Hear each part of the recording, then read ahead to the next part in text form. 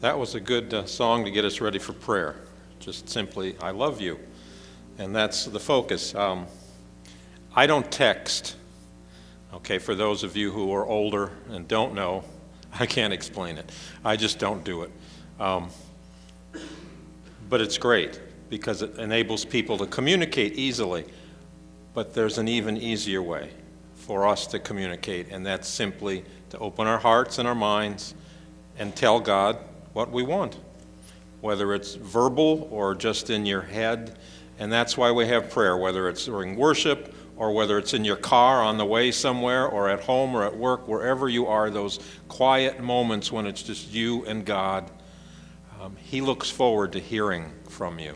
So we come to that time. Bonnie mentioned some names earlier that we need to keep in our prayer thoughts. You may have some other names, some joys as well. I invite you to share those. Yes? I'd like to have people pray for my sister.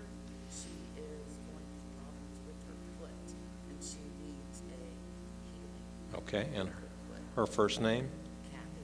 Kathy, foot problems, needs a healing.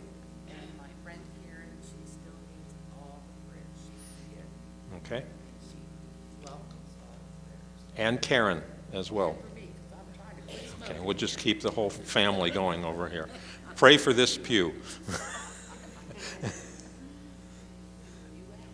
Are there others?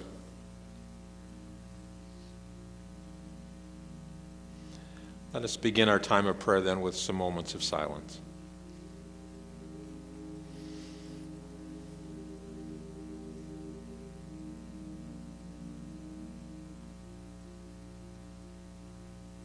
Gracious Lord, these moments when we come to you in prayer, whether it's in the sanctuary or wherever it might be, are sacred moments. For this very time, it is between us and you, the creator of the universe. And somehow you care about us. You listen to our needs.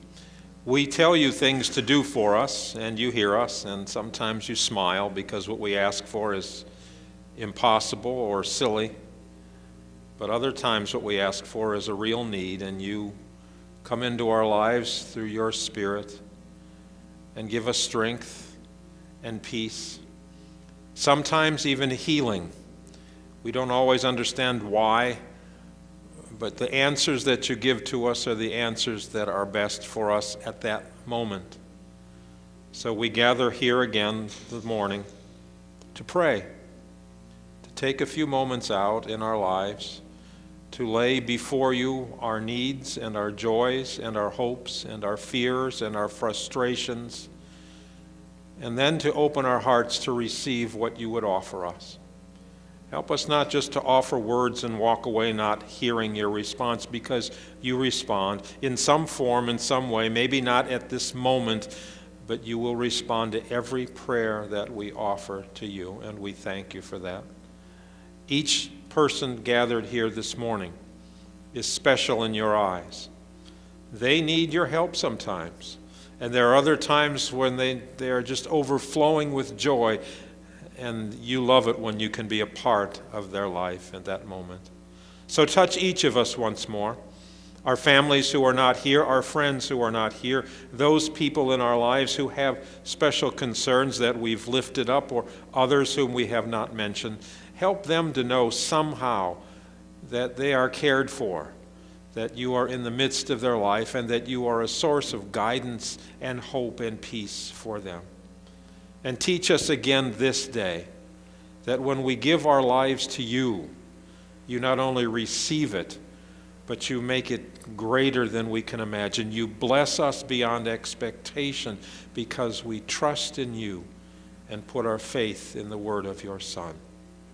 And we ask now that you would hear us as we share those words which Jesus taught us to pray.